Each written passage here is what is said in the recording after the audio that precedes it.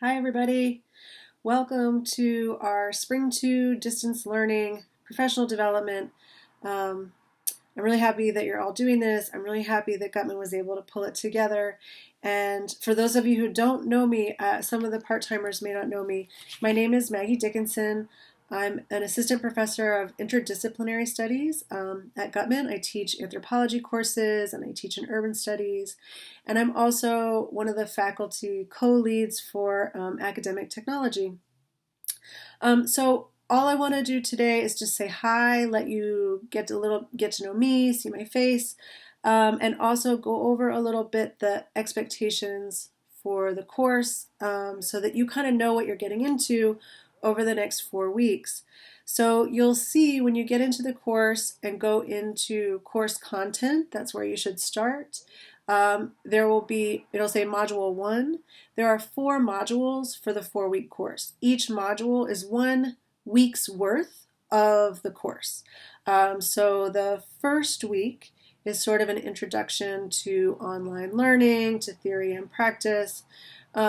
And each week you'll have some readings. The first thing you'll have is an introductory reading, and then assignments, discussion posts, just as you would in a normal course. That'll also give you a sense of what it's like to be a student in an asynchronous course. So as you're going through each of these assignments, I want you to be thinking about what the experience is like for you, what made it easier, kind of put yourself in your student's shoes throughout this process, because that I think will really help as you're designing your own courses. Everything we do over the next 4 weeks is aimed at helping you design your Spring 2 course. So by the end of the 4 weeks, you should have a pretty strong sense of what your course will look like, what that online format is going to be. Each week you should expect to do not more than 6 hours of work on this course. So the course is entirely asynchronous. There are no times when we have to meet together. We will have office hours on Thursday afternoons at 2 o'clock. So I'll be in Blackboard Collaborate. You're welcome to come in, join me there. We can have group discussions if that's what people want. But you should be able to complete the course entirely on your own time, at your own pace. Let's see. So this week you have a short reading to begin with, several discussion posts.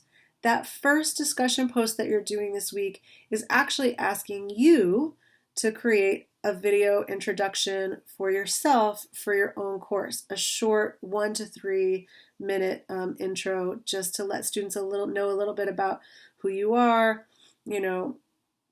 how you approach teaching the course, what your hobbies are, just to sort of make you a real human being for the students in your class. I'll be doing one as well, so you can see mine.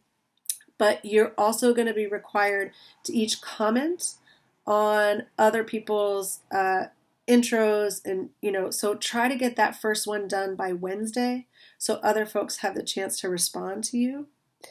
The intro reading, that the first thing you're being asked to do, will give you a sense of what we're going to cover in this module.